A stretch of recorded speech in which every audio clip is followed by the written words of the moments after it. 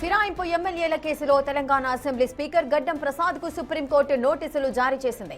Speaker court ధిక్కరణకు పాల్పడ్డారని BJP MLA Maheshwar Reddy petition దాఖలు చేశారు.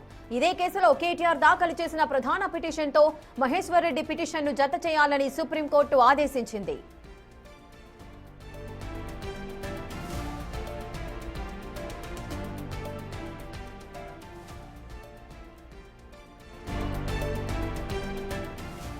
ఇసుక ఫిరాయింపు ఎమ్మెల్యేల కేసులో తెలంగాణ అసెంబ్లీ స్పీకర్ గడ్డం ప్రసాద్ కు సుప్రీంకోర్టు నోటీసులు జారీ చేసింది.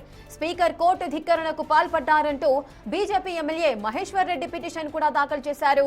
ఇదే కేసులో కేటీఆర్ దాఖలు చేసిన ప్రధాన పిటిషన్తో మహేశ్వర్ రెడ్డి పిటిషన్ను జత చేయాలంటూ సుప్రీంకోర్టు ఆదేశించింది. ఇక పూర్తి డీటెయిల్స్ మా ప్రతినిధి శివ అందిస్తారు. శివ, అటు ఫిరాయింపు ఎమ్మెల్యేల కేసులో తెలంగాణ అసెంబ్లీ స్పీకర్ గడ్డం ప్రసాద్ కు సుప్రీంకోర్టు నోటీసులు జారీ చేసింది. సో దీన్ని ఏ విధంగా చూడొచ్చు? నోటీసుల్లో ఏమని పేర్కొంది? రైట్ రేఖ, ఈ రోజు తెలంగాణ బీజేపీ ఎమ్మెల్యేలు తెలంగాణ బీఆర్ఎస్ ఎమ్మెల్యేలు పార్టీ ఫిరాయింపుల కేసుకు సంబంధించి పిటిషన్ దాఖలు చేశారు. ఆ పిటిషన్ పై ఈరోజు సుప్రీంకోర్టు విచారణ చేపట్టింది. విచారణ సందర్భంగా బీఆర్ఎస్ ఫిరాయింపు ఎమ్మెల్యే కేసులో తెలంగాణ అసెంబ్లీ స్పీకర్ గడ్డం ప్రసాద్ కు సుప్రీంకోర్టు నోటీసులు జారీ చేసింది. అయితే స్పీకర్ గడ్డం ప్రసాద్ కోర్టు ధిక్కరణకు పాల్పడ్డారంటూ కూడా పిటిషన్ దాఖలు చేసింది బీజేపీ ఎమ్మెల్యే మహేశ్వర్ రెడ్డి. ఇదే కేసులో కేటీఆర్ దాఖలు చేసిన ప్రధాన పిటిషన్ తో మహేశ్వర్ రెడ్డి పిటిషన్ జత చేయాలని కూడా సుప్రీంకోర్టు ఆదేశాలు జారీ చేసింది. అయితే దీనికి సంబంధించి ఈ పిటిషన్ పై విచారణ జరిపిన justice Sanjay Karol, justice Augustine జడ్జిల ధర్మాసనం కీలక ఆదేశాలు జారీ చేసింది. ఇక బీఆర్ఎస్ ఫిరాయింపుల ఎమ్మెల్యేలకు క్లీన్ చిట్ ఇవ్వడాన్ని బీజేపీ సుప్రీంకోర్టులో సవాల్ చేసిన నేపథ్యంలో ఈ కేటీఆర్ దాఖలు చేసిన పిటిషన్ తో పాటు అటాచ్ చేయాలంటూ కూడా ఆదేశాలు జారీ చేసింది. ఇక తదుపరి విచారణ ఫిబ్రవరి 6కు వాయిదా వేసింది. రేఖ.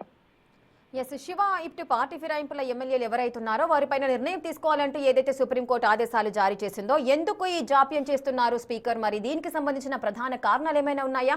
ఇది మొదటిసారి కాదు సుప్రీంకోర్టు ఈ విధంగా ఆదేశాలు ఇవ్వడము, ఈ విధంగా నోటీసులు ఇవ్వడం. ఇది రెండవసారిగా భావించవచ్చా? అసలు ఏం జరుగుతోంది? మరి స్పీకర్ ఎందుకు ఈ విధంగా ప్రవర్తిస్తున్నారు? ఏమనుకోవచ్చు?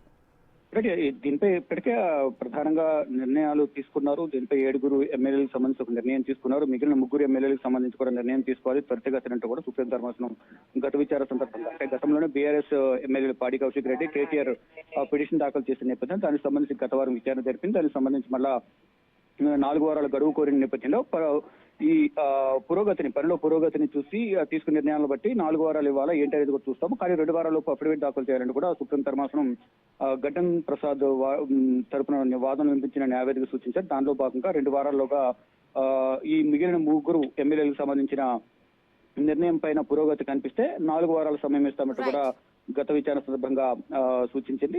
ఈ లోపే మళ్ళా బీజేపీ అక్కడ తెలంగాణలో మరో ప్రతిపక్ష పార్టీ ఉన్న బీజేపీ కూడా సుప్రీంకోర్టును ఆశ్రయించింది. ఎమ్మెల్యే ఫిరాయింపులకు సంబంధించి నిర్ణయం తీసుకోవాలి, ఈ నిర్ణయం తీసుకోవడంలో లేట్ చేస్తున్నారు కాబట్టి దీనికి కోర్టు ధిక్కరణ కింద భావించాల్సి ఉంటుంది.